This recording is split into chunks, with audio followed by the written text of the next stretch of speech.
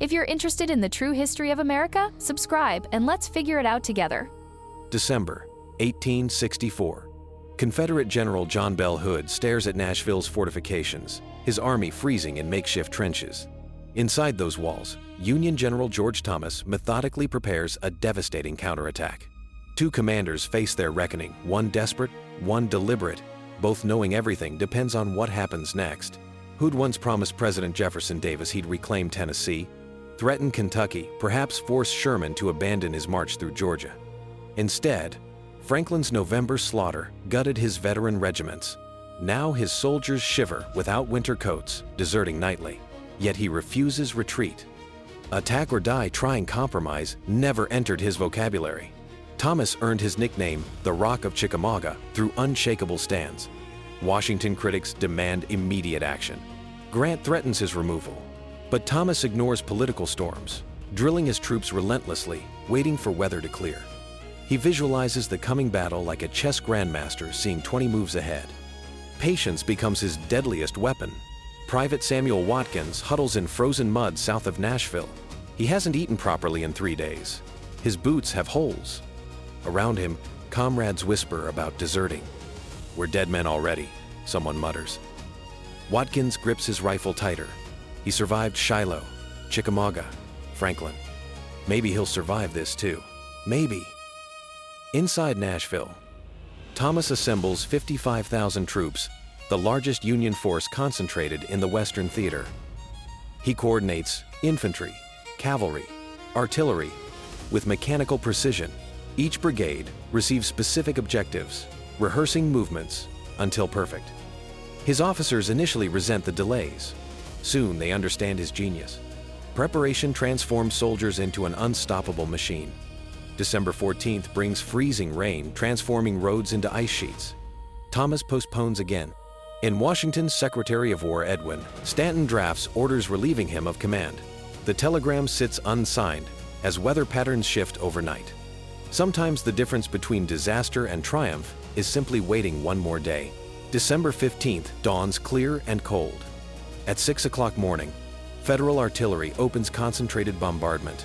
The earth convulses. Hood's thin lines absorb punishment without adequate counter-battery fire. Through his field glasses, Thomas watches shells explode exactly where planned. His meticulously choreographed double envelopment begins unfolding across frozen hillsides with mathematical precision. General James Steedman's division includes United States colored troops, former slaves, now soldiers. They charge Confederate earthworks near the Cumberland River with fierce determination, pinning thousands of defenders. One sergeant yells, "Show them we're men!" They fight not just for victory, but for recognition, for dignity, for proving their humanity through blood and courage. Meanwhile, General Thomas Wood's corps strikes Hood's weakly held left flank. Confederate redoubts fall sequentially, first one hillside position, then another, then another. Southern defenders retreat westward, seeking safer ground. The Federal pincer movement gains unstoppable momentum. Hood's defensive line collapses exactly as Thomas envisioned during those patient planning sessions critics mocked. Major General James Wilson commands 9,500 cavalry, armed with Spencer, repeating carbines 7 shots without reloading. His troopers sweep wide around Hood's left, overwhelming scattered Confederate horsemen. They seize roads, cutting potential retreat routes southward. Hood's army finds itself slowly encircled. The noose tightens with each passing hour. From headquarters on Overton Hill, Hood watches his defensive line crumbling. He orders reserves forward desperately. General Stephen Lee's corps counterattacks but lacks sufficient numbers against overwhelming firepower. Hood's hands tremble not from cold, but from realization. His gamble failed. Mathematics doom every effort to stabilize collapsing positions. By afternoon, Hood establishes a contracted defensive line 2 miles south. Shies Hill and Overton Hill anchor his flanks. Darkness ends the first day's fighting. Federal troops bivouac within striking distance. That night, Hood calls a council. General Benjamin Cheatham urges immediate withdrawal. Hood refuses. Pride blinds him. Dawn will bring catastrophe. Confederate Lieutenant James Cooper writes a final letter by campfire light. "Dear Mother, tomorrow we fight again. The Yankees surround us. Food is gone. Men desert hourly. I fear this is my last correspondence." He seals the envelope, tucks it inside his coat. Morning comes. he never mails it. December 16th opens with renewed artillery bombardment. Thomas masses troops for coordinated assault against Hood's contracted perimeter. Wilson's cavalry again sweeps wide, threatening complete encirclement. Confederate soldiers sense impending disaster. Some abandon positions before fighting starts. Others stand frozen, unable to flee or fight, paralyzed by fear and exhaustion. At 3:30 afternoon, Wood's corps storms Shies Hill from multiple directions simultaneously. Confederate defenders fire desperately, but Federal numbers prove overwhelming. The hilltop position collapses within 30 minutes. Panic spreads through adjacent units like wildfire through dry timber. Hood's entire left flank disintegrates. Officers lose control. Regiments simply dissolve. Artillery Sergeant William Davis watches his Confederate battery overrun. Yankees pour over the earthworks. He grabs his pistol, fires twice, then runs. Behind him, his cannons lovingly maintained for 3 years fall silent forever. He never looks back. Survival becomes the only objective. Honor dies somewhere between that hilltop and the Franklin Pike. Meanwhile, Steedman's troops assault Overton Hill on Hood's right. Steep slopes and concentrated fire initially repel them. Then news arrives of the left flank's collapse.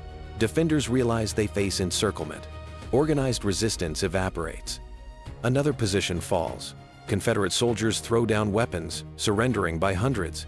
The army simply stops existing. Support the channel by subscribing. It helps us create new stories about the real America for you. Wilson's cavalry intercepts retreating Confederates on the Franklin Pike. Spencer carbines inflict terrible casualties on disorganized columns.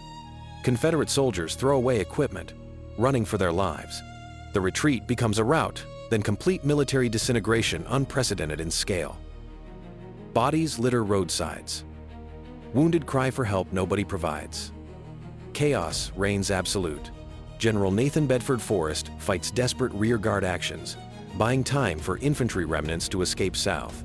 He personally leads charges against pursuing Federals, saber flashing. His troopers sacrifice themselves holding river crossings. Without Forrest's ferocious intervention, Hood's army would cease existing entirely. Even legends cannot reverse mathematics favoring Federal victory. Thomas pursues cautiously, concerned about overextending supply lines. His troops capture 53 artillery pieces, thousands of rifles, nearly 4,500 prisoners during 2 days. You can measure victory's completeness by what the defeated leave behind. Nashville represents the most total tactical triumph of the entire war. Hood's army simply vanishes. Hood's shattered remnants stagger south through freezing December nights. Men desert by hundreds. Equipment litters roadsides. What began as 30,000 soldiers dwindles to barely 15,000 effective troops reaching Mississippi. Private Watkins survives again. He walks beside ghosts. His army, once proud, once formidable, effectively ceases existing as fighting force. President Davis receives news with stunned silence. Hood's campaign cost irreplaceable veteran regiments. Tennessee remains firmly Federal. Sherman continues marching unopposed. The strategic situation grows increasingly hopeless. Davis reads the dispatch again, searching for silver linings. He finds none. The Confederacy's Western armies are gone. Simply gone. Hood submits his resignation in January 1865. He's 33 years old, his military career finished. Lost a leg at Chickamauga, an arm at Gettysburg, finally his army at Nashville. Aggressive tactics without adequate resources produced predictable catastrophe. He spends remaining decades writing memoirs, defending decisions nobody believes justified. Thomas receives belated recognition from Washington critics who previously demanded his removal. His methodical planning and patient execution achieved decisive results they couldn't appreciate beforehand. The Rock proved careful preparation defeats desperate aggression every time. His reputation reaches its zenith. Yet he never writes memoirs, never seeks glory. Work speaks sufficiently. Consider this. Nashville demonstrated how modern warfare's industrial scale favored defenders and methodical commanders. Hood's outdated aggressive philosophy, successful in earlier years, became suicidal against concentrated firepower and superior numbers. The Napoleonic era ended permanently on those frozen Tennessee hillsides. Warfare transformed forever that December. Federal casualties totaled approximately 3,000. Confederate losses exceeded 13,000, including prisoners. The casualty ratio reflected Thomas's overwhelming advantages properly leveraged. Numbers don't lie. Mathematics governed battlefield outcomes as surely as courage or tactics. Nashville proved that resource superiority, when competently applied, produces inevitable results regardless of opponents' determination. Those United States-colored troops proved their combat effectiveness beyond dispute. They attacked fortified positions with courage equaling any white regiments. Sergeant Morris led his squad over Confederate earthworks, taking a bullet through the shoulder. He kept fighting. Post-war, their service justified arguments for civil rights. Military sacrifice earned recognition previously denied. Nashville civilians watched battles from rooftops and church steeples. They witnessed Confederate power in Tennessee shattered permanently. Mrs. Elizabeth Harding wrote in her diary, "The sound of cannons shook our windows. We saw smoke rising from distant hills. By evening, we knew our city would never see rebel occupation again." Wilson's cavalry demonstrated how mounted troops armed with repeating carbines could dominate battlefields. His 9,500 troopers functioned as highly mobile infantry, combining firepower with maneuverability. Future military theorists studied his tactics when developing modern cavalry doctrine. Nashville rewrote operational handbooks. Technology changed warfare faster than tradition could adapt. Confederate survivors carried psychological scars alongside physical wounds. They'd experienced absolute military defeat lines overrun, comrades captured or killed, their cause revealed as hopeless. Many deserted before reaching Mississippi, walking home to families and abandoned farms. What do you tell your children when you return defeated? How do you explain losing everything? Southern newspapers initially suppressed news of Nashville's magnitude. Editors feared public morale collapse if citizens understood the disaster's full extent. Eventually, truth emerged through soldiers' letters, through empty chairs at dinner tables. The Confederacy's Western armies ceased threatening anyone. Strategic initiative passed permanently northward. Hope died with each suppressed dispatch. Federal intelligence officers interrogated captured Confederates extensively. Prisoners described Hood's army's desperate condition before battle starvation rations, inadequate winter clothing, ammunition shortages, plummeting morale. These reports confirmed economic attrition complemented military victory in destroying Southern resistance. You cannot fight wars without food, clothing, bullets. Simple truths proved decisive. Battlefield tourists began visiting Nashville within months. They walked hillsides where charges occurred, examining abandoned earthworks and artillery positions. Local entrepreneurs sold maps and relics. Battlefield tourism started before conflict ended, a phenomenon continuing through present times. Americans commodified their own tragedy, while bodies still lay unburied elsewhere. Thomas's meticulous planning included detailed logistics for prisoner handling and wounded care. Field hospitals operated efficiently despite freezing temperatures. Captured Confederates received food and medical treatment. Surgeon Jonathan Letterman wrote, "We treated enemy wounded same as our own. Suffering recognizes no political boundaries. Humanity demands compassion regardless of uniform color." Weather played crucial roles throughout the campaign. Ice storms delayed Thomas's attack, nearly costing him command. Then clearing skies enabled his coordinated assault. Hood's frozen, hungry soldiers lacked energy for sustained resistance. Environmental factors multiplied human decisions' consequences. Nature remained neutral but deadly, killing impartially through exposure and hardship. Nashville's African-American community celebrated the battle's outcome with special significance. They understood Union victory meant slavery's abolition. Former slave Elijah Mars wrote, "We watched Confederate flags burn. We knew freedom approached with each federal victory. Our children would never know chains." That knowledge justified every hardship. Military historians debate whether Thomas should have pursued Hood more aggressively after Nashville. Some argue he missed opportunities to capture Hood's entire army.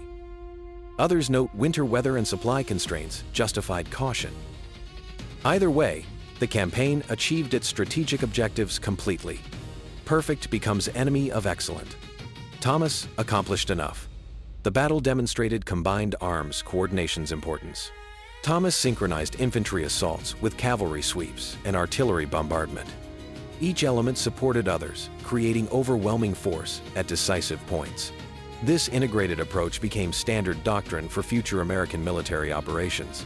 Nashville provided the blueprint for modern warfare's coordinated complexity. Confederate civilian authorities in Tennessee faced harsh realities after Nashville. Federal occupation intensified. Remaining resistance became futile. Families accepted defeat's inevitability, focusing on survival rather than continued fighting. Mrs. Sarah Morgan wrote, "We stopped hoping for victory. We prayed simply for peace, for life. Pride cannot feed hungry children." Northern newspapers celebrated Nashville as validation of Grant's overall strategy. While Sherman marched through Georgia, Thomas destroyed Western Confederate armies. Two-pronged pressure left Southern forces unable to respond effectively anywhere. The Confederacy's strategic position became untenable.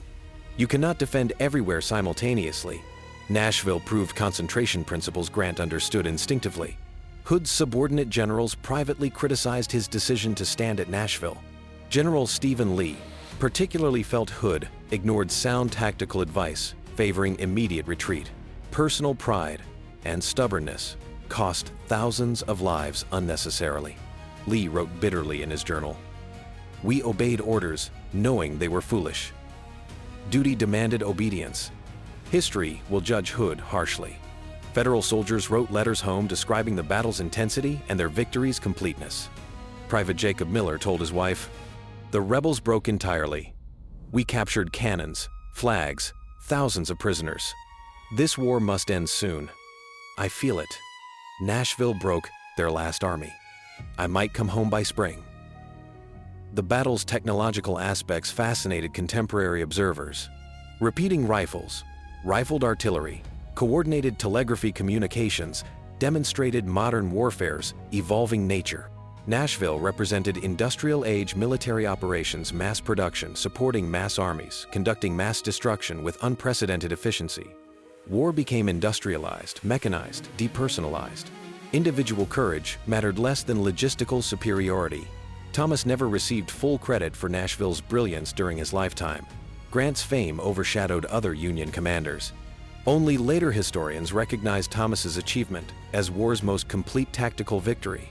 His patient professionalism contrasted dramatically with more flamboyant generals. Quiet competence rarely earns headlines. History corrects such injustices slowly. Confederate soldiers straggling back to Mississippi told civilians devastating stories. Families learning their men wouldn't return mourned privately. The cumulative grief of 4 years' losses began overwhelming Southern society's ability to maintain morale. How many tears can one society shed? How much loss can people endure before breaking? Nashville added unbearable weight.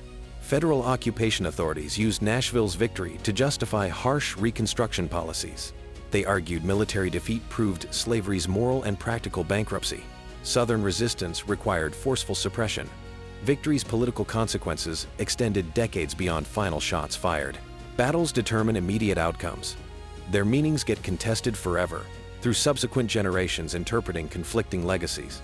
Wilson's cavalry continued raiding deep into Alabama during spring 1865. Their Nashville success provided confidence for subsequent operations. They captured Selma and Montgomery, destroying remaining Confederate industrial capacity. The cavalry evolution from reconnaissance to decisive combat arm completed. Technology transformed traditional roles. Mounted riflemen became something entirely new and devastating. Hood spent post-war years defending his Nashville decisions in memoirs and articles. He blamed subordinates, weather, inadequate resources, everything except his own judgment. Historical consensus rejects his self-justifications. The disaster resulted from aggressive tactics against overwhelming odds. Self-deception becomes easier than accepting responsibility. Hood never found peace with his failures. Thomas remained in military service after war, commanding various departments until death in 1870. He never wrote memoirs or sought publicity. His modest professionalism stood in marked contrast to self-promoting contemporaries. Nashville remained his crowning achievement, studied by strategists worldwide. Let your work speak. Thomas needed no other monument. The battlefield gradually disappeared beneath Nashville's urban expansion. Houses covered Shies Hill. Roads bisected historic positions. Only small markers remained indicating where thousands fought and died. Progress erased physical evidence, while history preserved memory through written records. Cities grow over their wounds. Pavement covers blood-soaked ground. Life continues regardless. Modern scholars analyze Nashville using primary sources, after-action reports, soldier diaries, official correspondence. These documents reveal Thomas's methodical genius and Hood's fatal overconfidence. The battle teaches timeless lessons about preparation, patience, understanding mathematical realities governing military operations. Some truths transcend specific conflicts. Nashville's lessons apply universally across centuries. Confederate veterans attending post-war reunions rarely discussed Nashville. The humiliation remained too fresh, too complete. They preferred remembering earlier victories when hope seemed justified.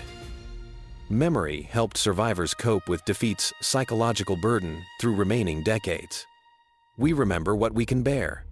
The unbearable gets buried beneath comfortable myths. The battle cost Hood irreplaceable human capital. Tennessee boys who might have rebuilt post-war Southern economy died in frozen trenches. The demographic impact compounded military defeat. Reconstruction's difficulties partly stemmed from this lost generation. Wars kill futures, not just present lives. Nashville's casualties included dreams, possibilities, potential never realized.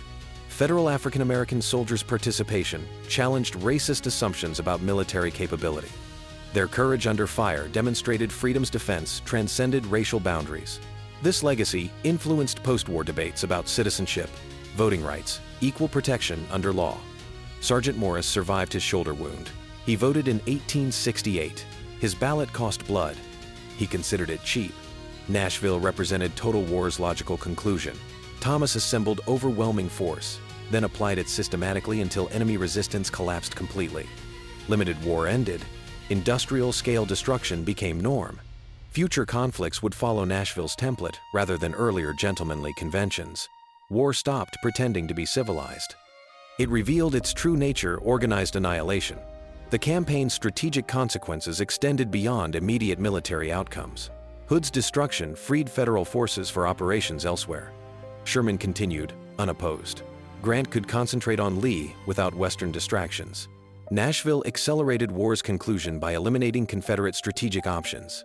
Dominoes fall sequentially.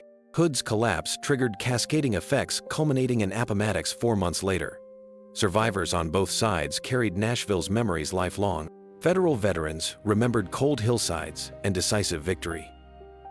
Confederates remembered frozen retreats and absolute defeat. These personal narratives shaped how families understood war's meaning for subsequent generations. History isn't abstract. It lives in grandfathers' nightmares, in stories whispered around dinner tables decades later. Military academies worldwide studied Thomas's Nashville tactics. His patient preparation, combined arms coordination, double envelopment, became textbook examples of operational art. The battle transcended American Civil War context, offering universal lessons about warfare's fundamental principles. Great battles teach eternal truths. Nashville joined Cannae, Austerlitz, and other masterpieces studied by military theorists forever. Hood never recovered psychologically from Nashville's disaster. He died in 1879 during yellow fever epidemic, aged 48. His tragic arc, promising young officer to failed Army commander, illustrated how war destroyed promising lives, regardless of courage or earlier success. Talent without judgment produces catastrophe. Hood's personal tragedy mirrored his army's destruction. The battle demonstrated weather's tactical importance. Ice delayed Thomas's attack, but also weakened Confederate defenders through exposure and hunger. Natural environment functioned as silent participant, influencing human decisions and military outcomes unpredictably. Generals plan campaigns. Weather determines outcomes. Nature remains warfare's unpredictable variable, indifferent to human ambitions. Nashville's civilian population witnessed history's pivotal moment without fully comprehending its significance. They saw armies clash, watched Confederate retreat, then resumed daily routines. Only later did they understand December 1864 marked Tennessee's permanent return to Union. We live through history without recognizing its magnitude until reflection reveals patterns invisible during chaos. Federal military efficiency at Nashville contrasted sharply with earlier war years' amateurism. By late 1864, Union armies operated with industrial precision, professional staff work, coordinated logistics, technological superiority, produced inevitable results against increasingly desperate Confederate resistance. Learning curves determined survival. Federals learned faster. Confederates paid for that educational gap with blood. The battle's completeness shocked both sides. Previous engagements left armies intact for continued operations. Nashville destroyed Hood's force utterly. This finality signaled war approached conclusion. Total victory or total defeat replaced earlier indecisive results. Something fundamental changed. Wars stopped being contests. They became annihilations. Nashville demonstrated this terrifying new reality. Modern Nashville preserves minimal battlefield traces. Urban development consumed historic terrain. Yet the battle's significance endures through historical memory. December 15 and 16, 1864, marked when Thomas shattered Hood's army, ending Confederate hopes in Tennessee forever. Cities forget. Historians remember. We preserve past through conscious effort against natural forgetting. Two commanders faced destiny outside Nashville. Thomas chose patience and preparation. Hood chose aggressive desperation. Their decisions produced predictable outcomes. Methodical professionalism defeated reckless courage. History remembers Nashville as war's most complete tactical victory, validating careful planning over bold improvisation. Sometimes waiting wins wars. Sometimes patience proves more courageous than charging. If you're curious to find out what happened next, subscribe. The sequel is coming soon.